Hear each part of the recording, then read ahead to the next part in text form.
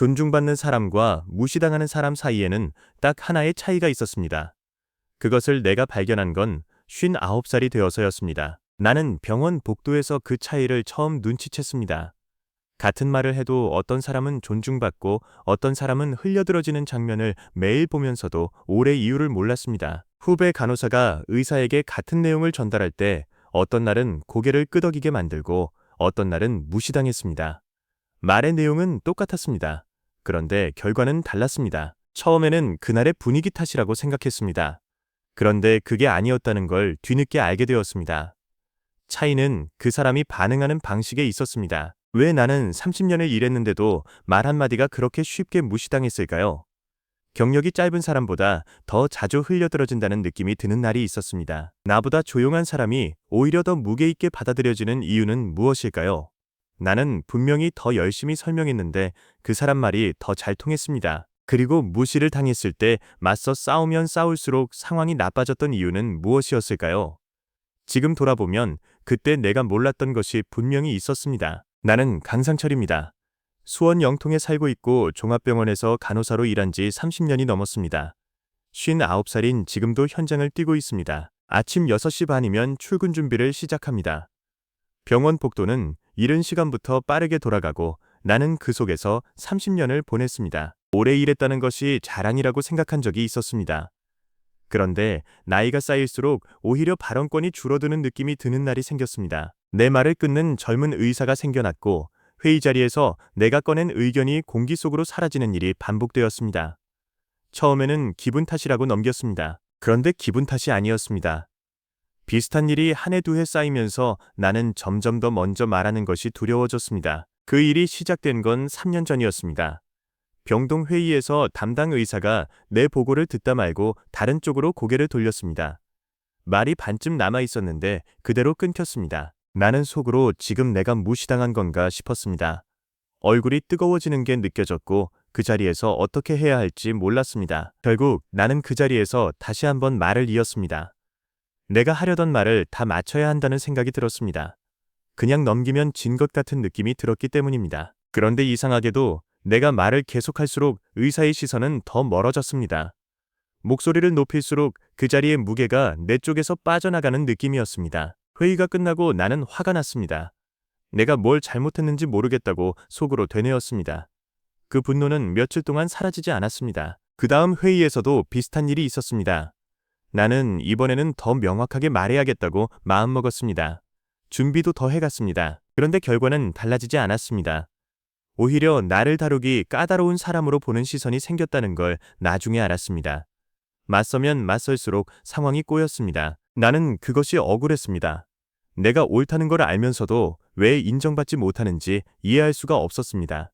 그냥 참으면 된다고 스스로에게 말했지만 그게 더 힘들었습니다. 무시당하는 느낌은 퇴근 후에도 따라왔습니다. 집에서 밥을 먹다가도 그 장면이 떠올랐고 잠이 오지 않는 밤도 생겼습니다. 30년이 아무것도 아닌 것 같았습니다. 여러분도 그런 밤이 있으셨을 겁니다. 분명히 잘못한 게 없는데 혼자 뒤척이며 그날 장면을 다시 돌려보는 밤 말입니다. 그 무렵 나는 회의에서 점점 입을 닫기 시작했습니다. 무시당하는 것보다 아예 말하지 않는 게 낫다는 생각이 들었습니다. 그런데 그것도 답이 아니었습니다. 입을 닫으니 존재 자체가 흐려지는 느낌이 들었습니다. 무시당하지 않으려고 말을 줄였더니 오히려 있어도 없는 사람처럼 되어갔습니다. 나는 도대체 어떻게 해야 하는 건지 몰랐습니다. 맞서도 안 되고 물러서도 안 된다면 남은 선택이 무엇인지 그때는 떠오르지 않았습니다. 그런데 그 무렵 나와 비슷한 처지에 있던 사람이 있었습니다. 같은 병동에서 일하는 동기 박미순이었습니다. 나이도 비슷하고 경력도 비슷했습니다. 박미순도 그 의사에게 같은 식으로 말이 끊긴 적이 있었습니다. 나중에 들으니 나보다 먼저 그런 일을 겪었다고 했습니다. 그런데 그때 박미순이 한 행동이 나와 달랐습니다. 그는 말이 끊기자 그 자리에서 바로 다음 말을 잊지 않았다고 했습니다. 박미순은 그냥 잠깐 멈췄다고 했습니다. 끝까지 다 말하려고 서두르지 않았고 그 침묵이 어색하더라도 버텼다고 했습니다. 처음에는 나도 그게 더 무시당하는 것 아니냐고 물었습니다. 아무 말도 안 하면 그냥 넘어가는 게 아니냐고 했습니다. 그런데 박미순이 말하길 그 침묵이 끝나고 나서 의사가 먼저 다시 물어봤다고 했습니다. 방금 하던 말이 무슨 내용이냐고 했다는 겁니다. 나는 그 얘기를 듣고 솔직히 믿기지 않았습니다. 침묵이 맞서 싸우는 것보다 더 강할 수 있다는 게 직관적으로 받아들여지지 않았습니다. 그런데 박미수는 그것이 한 번이 아니었다고 했습니다. 그 다음에도 비슷한 상황이 오면 같은 방식을 썼고, 그럴 때마다 상대가 되레 자세를 고쳐 앉았다고 했습니다. 박미수는 자기가 반응을 주지 않는 것이 화가 나서가 아니라고 했습니다. 그냥 지금 이 상황을 서둘러 끝낼 이유가 없다는 생각이 들어서라고 했습니다. 그 말이 내 머릿속에 오래 걸렸습니다. 서둘러 끝낼 이유가 없다는 것.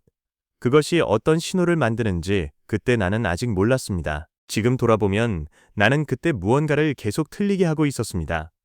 무시당했다는 느낌이 오자마자 내가 손해본 것을 되찾아야 한다는 생각이 온몸에서 일어났습니다. 그 즉각적인 반응이 오히려 나를 더 낮은 자리에 가져다 놓았다는 걸 그때는 몰랐습니다. 무시당했다는 느낌이 드는 순간 사람의 안에서는 경보가 울립니다. 그 경보는 아주 빠릅니다. 생각보다 먼저 반응이 나옵니다. 나는 그 경보 소리에 끌려서 목소리를 높이고 말을 길게 이었습니다. 그런데 그 반응이 주변 사람들에게는 다르게 읽혔습니다. 내가 흔들린다는 신호로 읽혔습니다. 흔들리는 사람에게는 무게를 두기가 어렵습니다. 사람들은 상대가 자신을 얼마나 중요하게 여기는지를 아주 빠르게 감지합니다. 내가 인정받으려고 서두를수록 오히려 그 반대 신호를 보내고 있었습니다. 박미순이 침묵을 유지했을 때 상대가 먼저 다가온 이유가 여기에 있었습니다.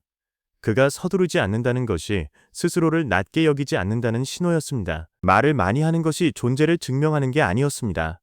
오히려 반응을 쉽게 내놓지 않는 것이 그 사람 주변의 공기를 다르게 만들었습니다. 이 대목에서 마음이 걸리시는 분이 있으실 겁니다. 나도 처음에는 이게 체념이나 포기와 같은 거 아니냐고 생각했습니다. 그런데 그게 아니었습니다. 체념은 내가 아무 가치가 없다는 전제에서 나옵니다. 박미순의 침묵은 반대였습니다. 내가 충분히 중요한 사람이기 때문에 서두를 필요가 없다는 데서 나온 것이었습니다. 그렇다면 왜 나는 그걸 알면서도 바꾸지 못했을까요? 지금 생각해보면 내 안에서 계산이 일어났습니다. 그 계산은 말로 된 것이 아니었습니다. 반응을 참으면 내가 진 것처럼 보일 것 같았습니다. 그 자리에서 아무 말도 안 하면 앞으로도 계속 무시당할 것 같은 느낌이 들었습니다. 그 느낌은 틀린 것이었지만 나는 그것을 믿었습니다. 맞서 싸워야 적어도 지지는 않는다고 생각했고 그것을 놓으면 더 많이 잃을 것 같았습니다. 그런데 그 계산이 정확하지 않았습니다. 무시당했을 때 즉각 반응하는 것이 나를 지켜주는 것처럼 느껴지지만 실제로는 정반대였습니다. 즉각 반응하면 할수록 그 상황에 내가 크게 흔들린다는 것을 보여주는 셈이었습니다. 그리고 사람들은 흔들리는 사람을 중요하게 대하지 않습니다. 내가 그것을 바꾸지 못한 건 의지가 약해서가 아니었습니다. 30년 동안 몸에 새겨진 방식이었고 그 방식이 나를 지켜왔다고 믿어왔기 때문입니다. 오래된 습관은 틀렸다고 머리로 알아도 몸이 먼저 움직입니다. 무시당한다는 느낌이 오는 순간 머리는 이미 한 박자 늦었습니다. 지금 떠오르는 얼굴이 있으실 겁니다. 말하고 나서 후회했지만 또 같은 방식으로 반응했던 그 순간 말입니다. 그게 의지의 문제가 아니었다는 걸 나는 뒤늦게 알았습니다. 그렇다면 어떻게 해야 할까요? 나는 박미순에게 어떻게 그게 가능했는지 물었습니다. 그는 처음부터 침묵이 쉬웠던 게 아니라고 했습니다. 그가 처음에 시작한 것은 딱 하나였습니다. 즉각 반응하지 않는 것이었습니다. 정확히 말하면 지금 당장 답하지 않아도 된다고 스스로에게 하루의 여유를 주는 것이었습니다. 무시당한 느낌이 오면 그 자리에서 바로 해결하려 하지 않는 것입니다. 하루를 두는 겁니다. 그러면 그 순간의 경보 소리가 조금 낮아집니다. 하루가 지나면 그 상황이 실제로 얼마나 중요했는지가 다르게 보입니다. 대부분은 그 자리에서 즉각 반응해야 할 만큼 급하지 않은 일이었습니다. 그리고 하루를 두고 나서 반응하면 그 반응이 달라집니다. 흔들린 상태에서 나온 말이 아니라 가라앉은 상태에서 나온 말이 됩니다. 사람들은 그 차이를 느낍니다. 거창한 변화가 아닙니다. 즉답 대신 하루 미루는 것 하나입니다.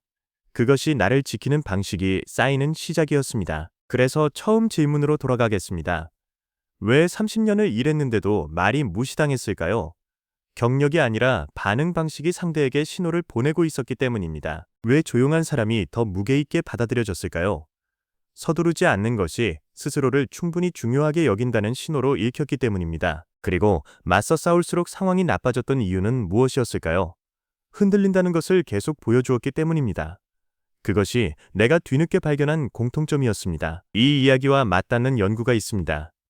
리어리는 오랫동안 사람이 무시당했다는 느낌을 받는 순간 무슨 일이 일어나는지를 살펴왔습니다.